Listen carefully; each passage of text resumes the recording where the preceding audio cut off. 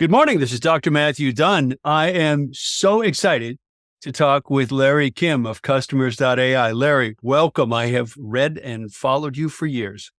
Awesome. Thanks for having me, Matt. Great to be here. So you're one of the few people like shouldn't need much introduction, but do you want to do the nickel introduction of Larry Kim? Sure. I'm known for creating a business called Wordstream, which was a world's largest pay-per-click advertising and Facebook advertising software company and agency, managing over $1 billion of ad spend for tens of thousands of companies globally. I started that, in my 20s in my basement as an individual, and then grew that to, over 250 employees and it was acquired by USA Today Yep. In 2018 for nearly $200 billion, which was incredible because I only raised 18 million in venture capital dollars. So that was a spectacular experience for my first venture thing. I would say that's knocking it out of the park, man. Like really, really cool. And here you are, starting all over. Customers that a previous name was monkey related, right? Yes, we started out doing like social media, autoresponders and stuff like that. So it was called Mobile Monkey, but Mobile working, yeah. we've really solidified on a much more valuable use case around sales outreach, automation, and data solutions for business to consumer companies over the last 2 years, I would say. And the company's grown from, zero revenues in that product to, mid-single million, Yeah. mid-single digit millions in just two and a half years. And There you go again. Companies about 40 people. 40? Okay. Yeah. I mean, it just feels great. Like we've got an incredible product and team and just trying to do it again. That's all. So let me lob you a softball. Customer outbound. Right? It's hard. Well, look, outbounding is like you're talking about target. You're talking about outbound, or this kind of prospecting emails. Like it certainly has challenges. On average, you might be lucky to get 1 or 2 replies per 10,000 emails sent. In the meantime, though, what's harder than that is, if you're doing this using like MailChimp or HubSpot or Google Suite, like Google Workspace, like those platforms aren't dummies. They'll notice that you're getting this high unsubscribe rate, high complaint rate. And so just scaling that is very hard because like you probably want more than one lead. You probably want like 100 leads. So that implies, oh boy. So if we're going to have to send like, hundreds of thousands of emails a month, which is damn near impossible to do, because you'll just get kicked off of, the traditional inbound platforms like HubSpot or MailChimp or whatever. But the alternative is also pretty terrible, I think. So like this traditional inbound marketing for emailing, like inbound, traditional newsletter building, like where you compile a list of, tens or hundreds of thousands of people because they signed up for something 5 years ago. Yeah. And you just got to keep kind of sending out that newsletter every month. Like, I think that's equally futile because they're no longer in market for whatever it is you're selling. And, that results in lower engagement, which, Google is not stupid. They'll just dump all that stuff into promotions tab. And so that's why you end up with like 5 to 10% open rates. So how are you guys threading the needle of those 2 big challenges? Sure. Well, the thing that I'm trying to pioneer or evangelize is kind of a combination of both of those. I'm calling it intent-driven outbound marketing. It takes certain elements from inbound marketing, like intent signals, combines them with, outbound emailing. So, I mean, right, the strength of inbound is, there's intent. Yes. and it's helpful. It's delightful. It's like, it's supposed to be something that you're interested in the first place. Yeah. But the downside is just like waiting, like, oh God, I put my, website SEO page and now I have to wait. Like, it would be neat if you could just, more quickly connect that content with the types of people who are interested in it rather than just waiting. And so that's kind of the intent-driven outbound marketing combo, which is then we can, combine the intent signals with, the audience, that's interested in this stuff at the moment, and fire off automated sales outreach, email cadences, to connect with them. And so then you kind of have your cake and eat it too. Remember the weakness of the strength of outbounding was that it was like really cheap and like you could just get a big list and you don't have to do a ton of work. The downside was it was just not very scalable because you get caught or it just low Returns. low engagement. Yeah. So if you combine the two ideas, you actually have something pretty interesting. So just giving you an example here, what could be an intent signal? So it varies depending on your industry, but if you think about your target market and what are the things that your ideal customer persona does prior or in the period before buying something from your business, it could be that they start installing software on their website, so there's ways to monitor, the kind of the installation or uninstallation of software on websites as an example.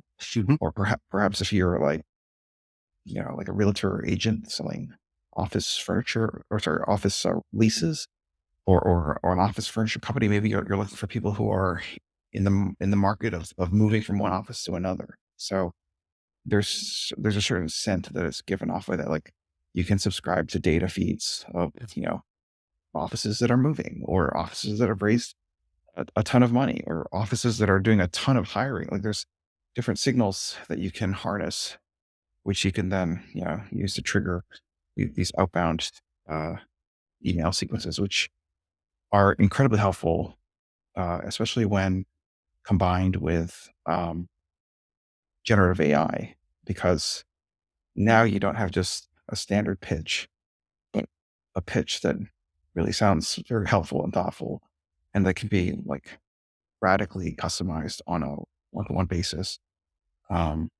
depending on what signals was kind of intercepted, and also customized based on the identity of the individual who is receiving the content, based on everything we know about that individual, like their social profile, like their whole identity fingerprints. Like you can work that into the copy. And so when you do this at scale, and maybe I could give you some more examples in just a minute, but just the general idea here, it's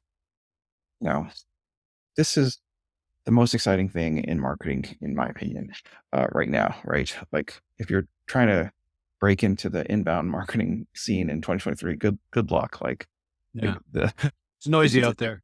Yeah. You're not the first person to come up with a blog and content and this kind of thing. And if you're trying to, do like, my background is in ads on Facebook or Google ads, like good luck. It's just 10 million competing advertisers. Those costs are going to be extremely high. And so, like this is a really killer go-to-market motion for companies like right now, I think. What do you think? That it's exciting. It's also a daunting lift. I mean, you're describing sort of sitting right at the hourglass, right? Between what are people after and when are they ready to hear from you, and trying to do a rifle shot job of saying, oh, this guy's probably looking for my widgets right now. Let me reach out. Let me be as personal and targeted and relevant and all that other stuff as possible, instead of bugging him when he's not interested. But how have you started to get your arms around all of the signals and sources and triggers? Sure. So, that's one of the things my company is actively engaged in developing.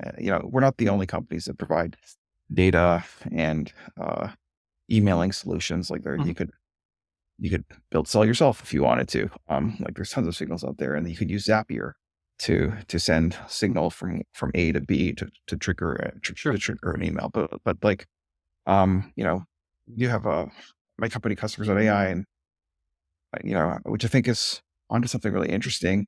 We do provide a lot of signals, particularly interesting for businesses uh, uh, like the website identification capabilities. So this is like someone, like you probably have a website, you probably have a few thousand visitors a month coming in to research stuff.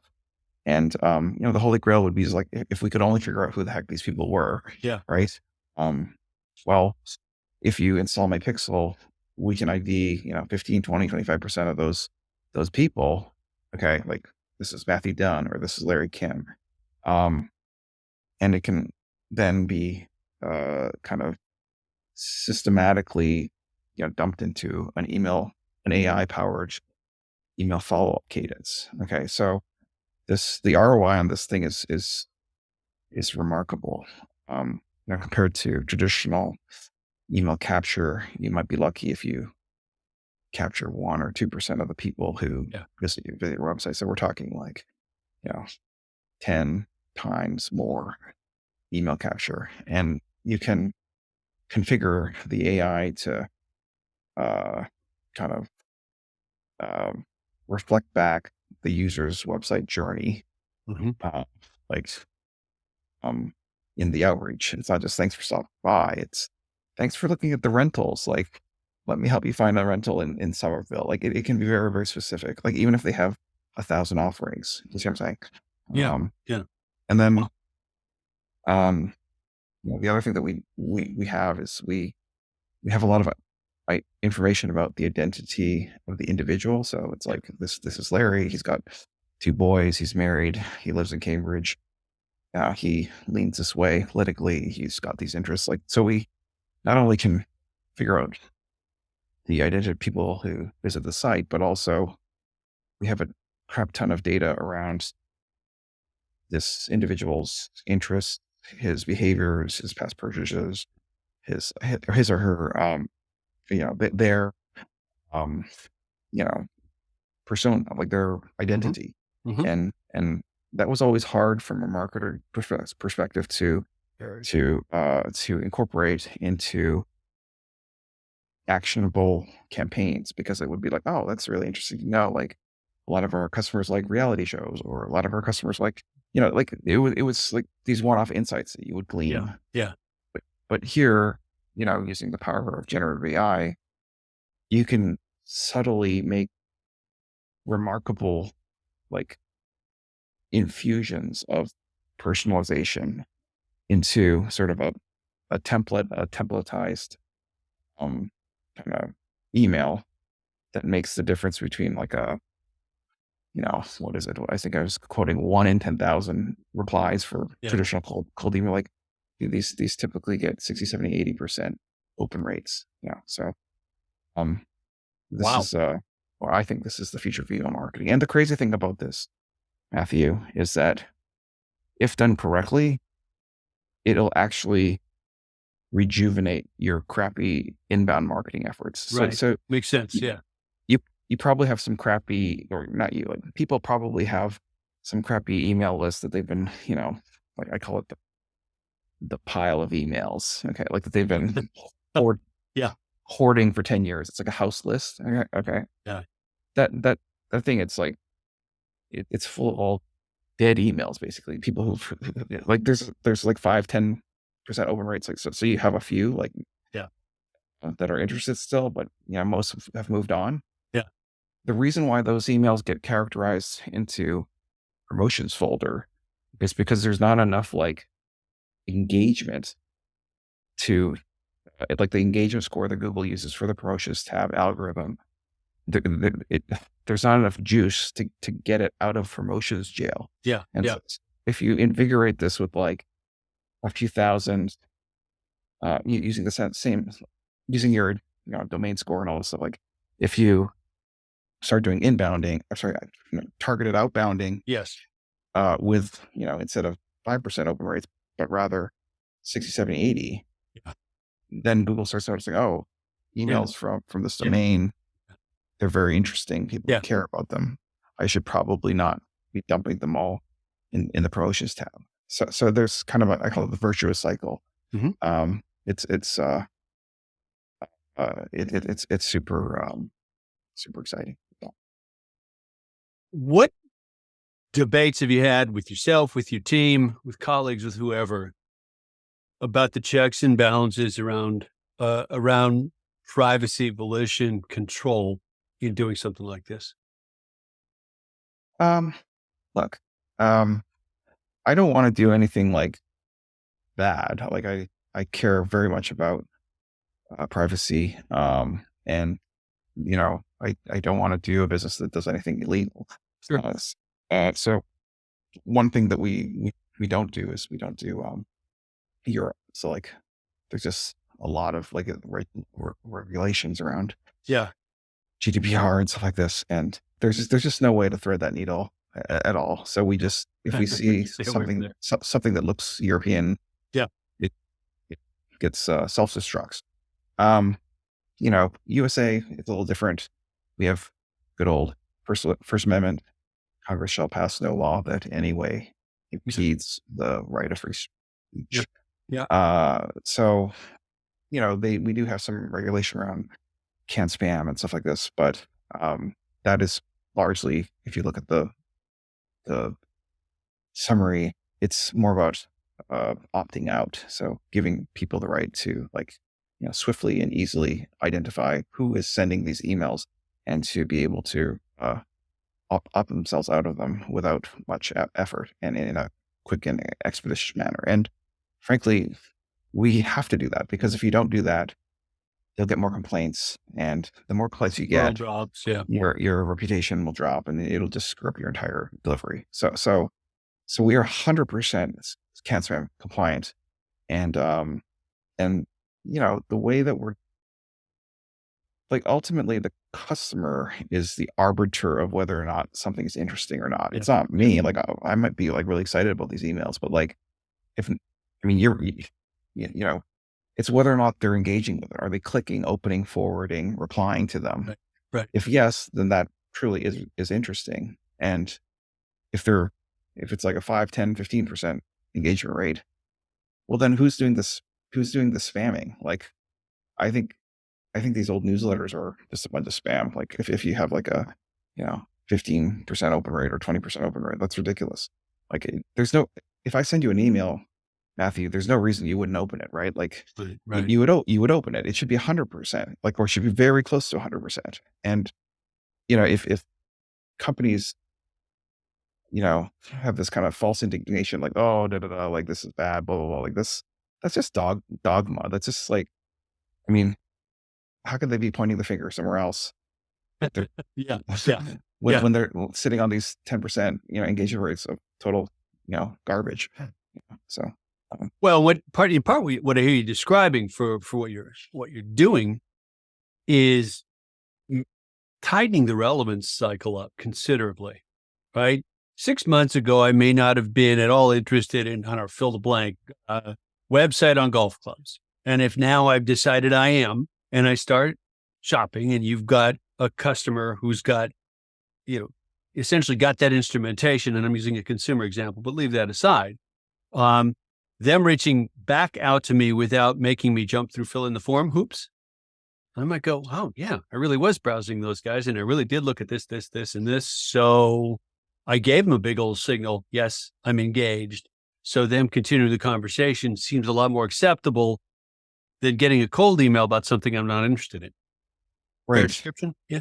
Intent-driven outbound marketing. There is an intent signal here. They've heard of you in this case. Yeah. And they've actually demonstrated interest in buy your product. 80% of people who are on your website will be your future customers, within whatever your sales cycle is. I can describe the marketer's dilemma here, Matthew. And that is that marketer, it's very hard to capture leads right now. Like, Yeah.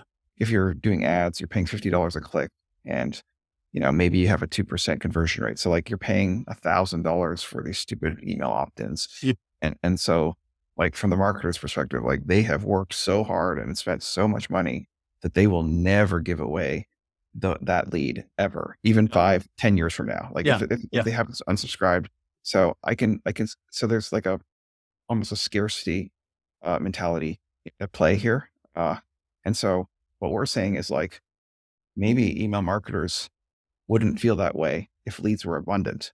Like if I could truly give you like, I mean, say you have 20,000 visitors to your website. I have no idea, but just say 20,000.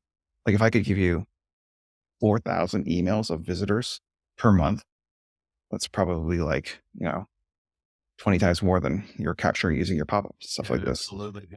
Then would you be like, move from a mentality of scarcity to one of abundance, where you're saying like, holy crap, I have so many emails coming in. And what if the price of this was like, less than the cost of a postage stamp for these leads, not like $1,000 from Google. Okay.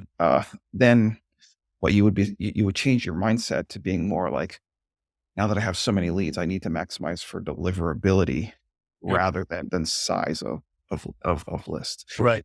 Right. So it's, in target outbounding, less is more actually. So like one thing that we aggressively do is we just ruthlessly, like the platform ruthlessly throws out emails that aren't engaging, like automatically. So like, oh, smart. Yeah. That makes so, it so, sound so, so like MailChimp, there's a stupid feature of MailChimp that says like, resend this email to non-openers, non-engagers. Yeah. And that's the stupidest thing you could do in your life. It sends all this signal to Google, to the people, like to the promotions filter. These are the people who weren't interested in the first place. Yeah. And now you're going to send another 100,000 emails to these people. So that they're going to get even more signal. Yeah. Saying that nobody opens this stuff. That's a death spiral. You see what I'm saying? So like our thing is like, if the engagement level, like, falls below a certain, a high bar of engagement, we just throw them out, because, it's never been the case that if someone hasn't engaged with you, it's true that you do have to touch a contact a few times, but like, it's usually not the case where, after 12 emails of ignoring it and going straight to trash, they start becoming super valuable, engaged on the 13th. Yeah. It's usually what happens is you show some kind of interest on the first email, but not enough to fully, get over the hump, if you will. And so that's where we would be okay with that follow-up, because, you're not beating a dead horse. There's still signs of life. You see what I'm saying? I got a message email this morning from a sales guy at a CRM company, shall remain nameless. And he'd sent me a couple of follow-ups, hey, we talked months ago and you said you're doing this. How's that working out? And I read it and closed it, because there was nothing I was going to respond to him about. So the follow-up this morning was, hey, I've been getting these notifications that you're opening my messages. Is there something you need from me? I responded, I'm like, me opening a message and not saying anything back is pretty much the signal you should be acting on. Like, if I want to mail you, I'll mail you. Get off my back, right? And that's the experience with outbound. It's like, God, the flood of stuff. So, that's a frustrating experience. So I would argue that the guy is doing it right.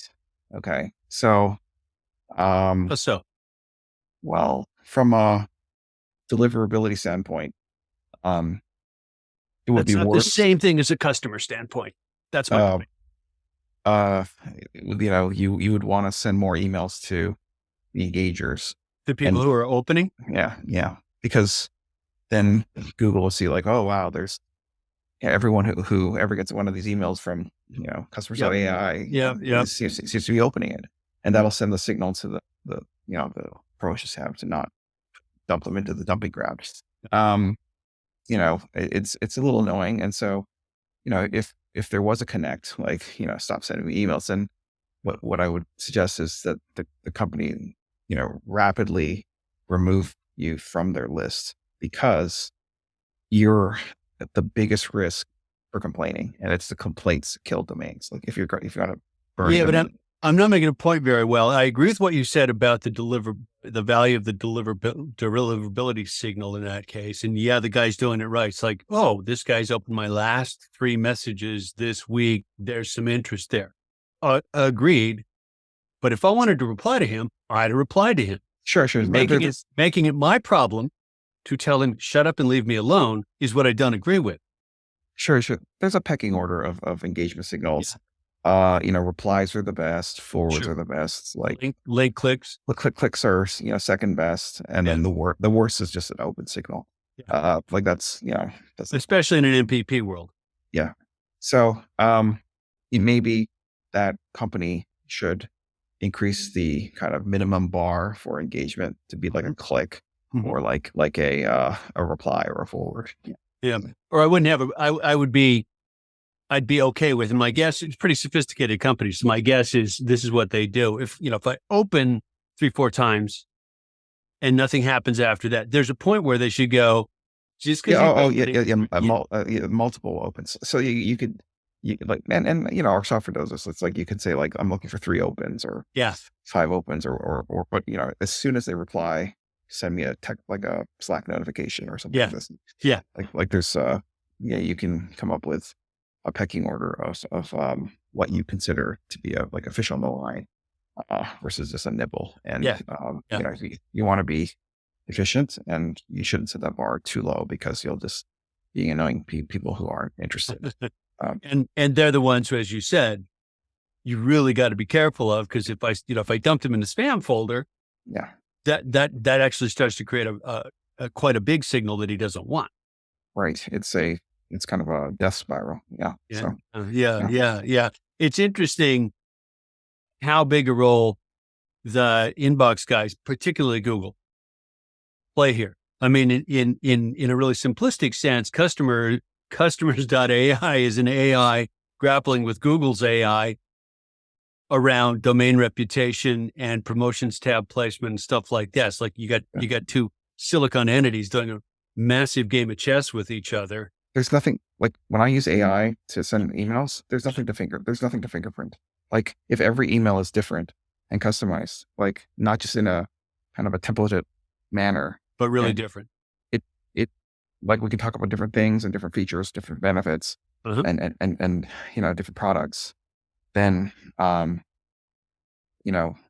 like Google can recognize a newsletter from a mile away. Like it's the scent of a newsletter is very obvious to an AI. It's the same email, like to everyone except for like the name and a couple of placeholders change. And you change a much bigger, you change a much bigger map of the content than that. It sounds like. Absolutely. Yeah. And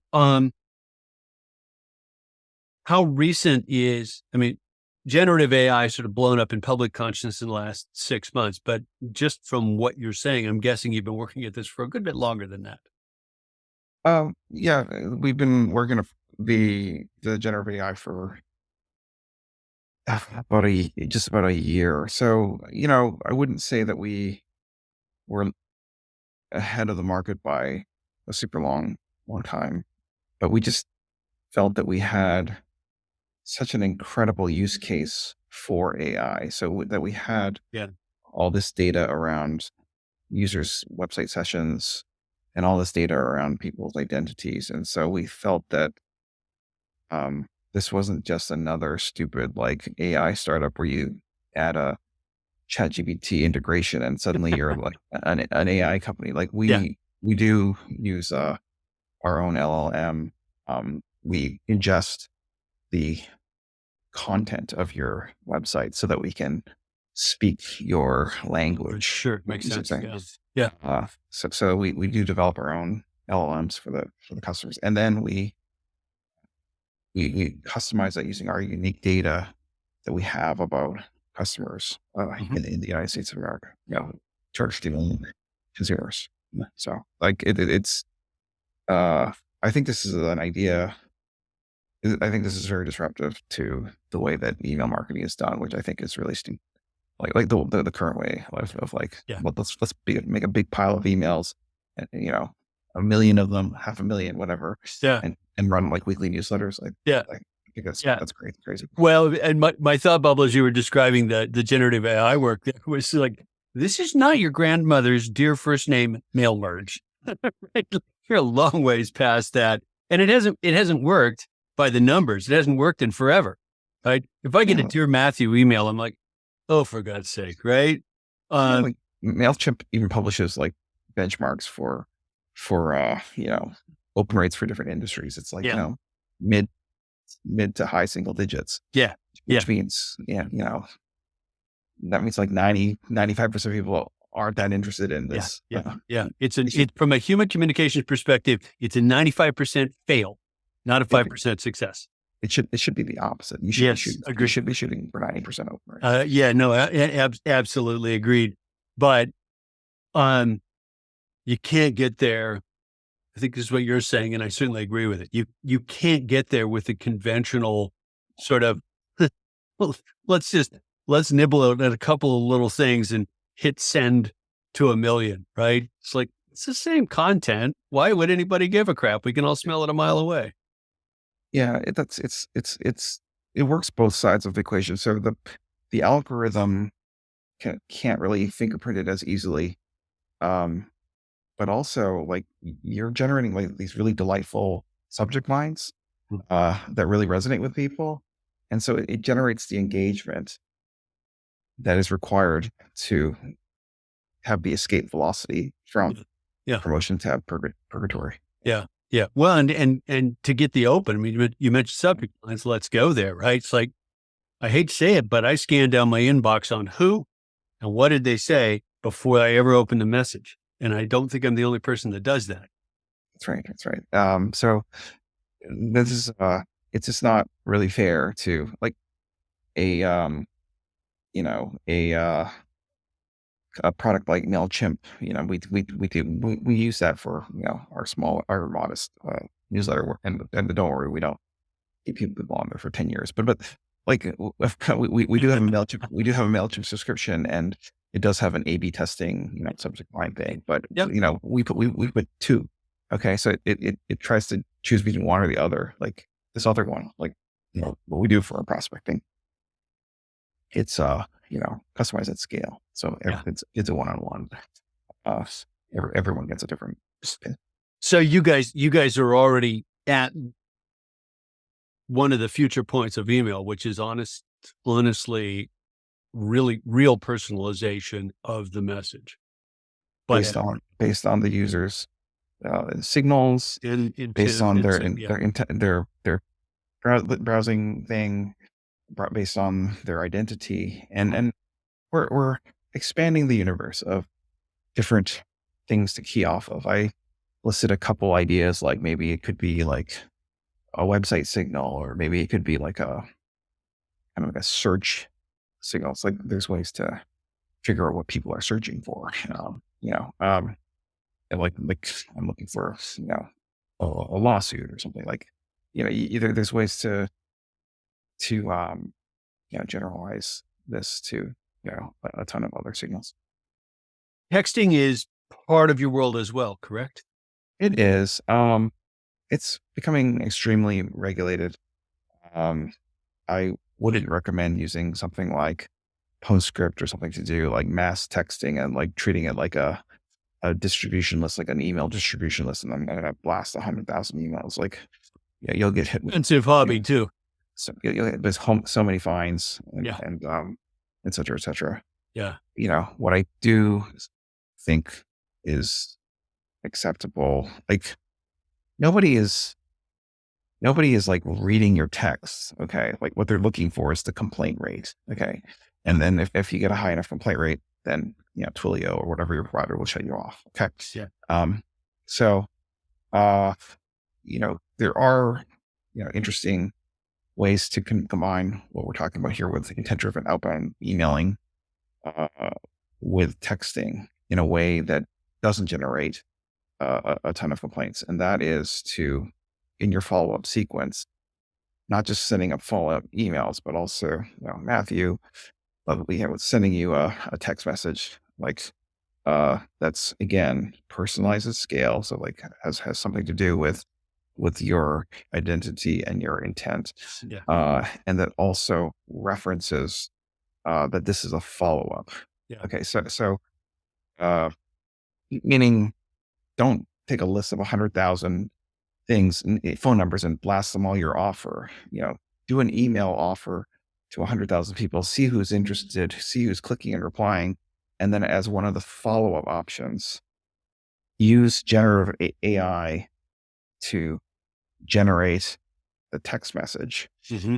and then fire that off as a follow-up Mm-hmm. to this engaged audience. And then like that won't generate the complaint levels that result in like you getting shut down or anything. In fact, it's just a follow-up. And in fact, you can there's other forms of follow-up. Like I can use generative AI to then pump that into text to speech, like have like it's remarkable. Yeah. But you can't tell that it's not a person. Yeah. And you could then take the text to speech, take the speech file, and fire that off as a voicemail. Yeah. Do you see what I'm saying? Yeah. Oh, absolutely. Yeah. There's can't remember the name of the AI, but relatively well-known actor trained on his voice. It's like you can't tell the difference. And I suspect that's going to become commonplace all too fast. Would I like a synthetic, a silicon Matthew, like, hey, take care of recording this message. I'm busy. Sure. We can do it with your own voice. Like yeah, that's what I mean. Yeah. That's, I mean, there are ways to do that. Yes. Yeah. Yeah. So like, I think what I'm trying to paint here is like, a emerging channel that is not quite traditional inbounding, which sucks for all sorts of reasons: competitiveness, slowness, like amount of work to success rate. yeah Yeah. to build up that content empire. Yeah. In that, but not quite pure outbound either, which is hard to succeed with because of low interest and high complaint rates. Marrying the two using signals and AI outreach, as well as multi-channel follow-up. So like all this text to speech, text to video follow-ups, and that being kind of a significantly more interesting way to go about doing email marketing, the 2023 post AI world. So making it a much more intelligent and informed channel, intelligent and informed marketing channel. Yeah, these companies have these stupid newsletters, and like they have no idea how much damage they're doing to their email reputation and how little value that's creating. And they're, why they're doing it? It's just because that's the way they've been doing it before. Yeah. And it's basically a strategy that was designed prior to the advent of the Google Promotions tab, like 15 years ago. Yeah. Like that's how pathetic it is. Yeah. Yeah. And designed in an era of very different volume. Yeah. Where the signal to noise was like, it used to be that you'd read every single, email that came in. It's like it was a novelty. It was a long time ago, right? You've got mail. No. I don't want that anymore. Wow. How fascinating. What a great vision as well. What leads you to be pushing on this particular problem? You could probably do anything. Why this one? This is the most interesting problem in sales and marketing. Like this right now, the customer acquisition is so broken, Matthew. Those are your options. It's to compete in an arena of content marketers, which requires, not everyone can do that. Or to compete in a arena of, overpriced kind of paid channels. Yeah. $50 a click kind of thing, $1,000 CPMs. Yeah. So, it's nobody is making any money. They're doing it at a loss out of FOMO because they're worried, the boss will be on their Facebook and not seeing their ads. Yeah. You see what I'm saying? Yeah. Like this, yeah. It's not, uh, this is such a, and this is such a strategic company. Like we can provide the AI, the data and the tools. You see what I'm saying? Like this is a killer combination. Wow. Quick side question, because I want to keep track of your time. You've got a company to run. You guys announced an integration with Klaviyo recently, correct? Yes. Funny story. Andrew Bilecki, the CEO, who I teach a MIT business, MBA class with, he actually interviewed at my last company, Wordstream, in 2010 for a VP of products. Yeah. My partner didn't like him. Can you imagine? Wow. Like this is a $12 billion empire. Yeah. But yes, like those customers are great because they're typically selling like these, $50, $100 e-commerce product, like a blender or something, or rims for a car, sure, for tires. So, this is like you can get leads for less than the cost of a postage stamp, that have expressed intent. It's like extending the notion of a cart abandonment sequence to, a wider universe of people who haven't created an account on your Shopify store. Gotcha. And haven't, or have an account with your Shopify, but haven't logged into it. Right. Which is like, 90%, like 90%. I am struck, and I've brought this up in a few other interviews with people. I see some really good ball games in the Shopify Klaviyo ecosystem. Some of the best executed email marketing I've seen, at least personally, is smaller stores, not big brands. It's the Olympics of email marketing. Like when I say emails busted and everything, like, kudos to the e-commerce people who are still like using their wits and their design and execution, still, getting a decent return off of that. But, for the rest of you, just kidding. Okay. Yeah. Well, see, the nice thing, usually I wrap up these conversations and I say, hey, if someone wants to get in touch, where do they go? But in the case of Customers.ai, 25% of people who are really curious to go visit your site are going to get a smart AI-driven outbound message as soon as they're done looking around. It's like, don't call me, I'll call you. Yeah. Just knock on the door. We'll take care of it from there. We'll apply some filters and like kind of size up your identity and try to determine whether or not you're ICP or not. If so, we'll follow up. If not, then we will spare your inbox. How do you keep adjusting the machine, right? Because that's a complex balancing act, and nothing's ever perfect. We're in sort of a probabilistic best thing you could do. So there must be an incredible amount of relearn, retune on a more or less minute by minute basis. You're right. It's not minute by minute, but the algorithms can change. You can burn an IP, you can burn an email. Someone could make a bad complaint or something, like things, pop up all the time. But I think that's okay. That's fine. Like it's still on balance. Like I think about like content marketing, like you still have all this work of like updating old content with new videos, and like it's not like any channel hasn't required excellence in execution before. Right. I'm just saying that this is a lower bar to get started. The cost structure is significantly cheaper. The engagement structure is significantly higher. your marketing is it's your value prop, your your your unique selling proposition and how you tell that story. I'm merely suggesting that, you know, this is a very strong, fertile channel to amplify that story, at the moment and for the foreseeable future. I don't see content marketing sort of, getting easier in 2024 and Oh, easier in it's going to be a mess. Are you yeah, kidding me? Everyone's going to be dumping stuff in Chat GPT and hitting publish. That it's going to be awful.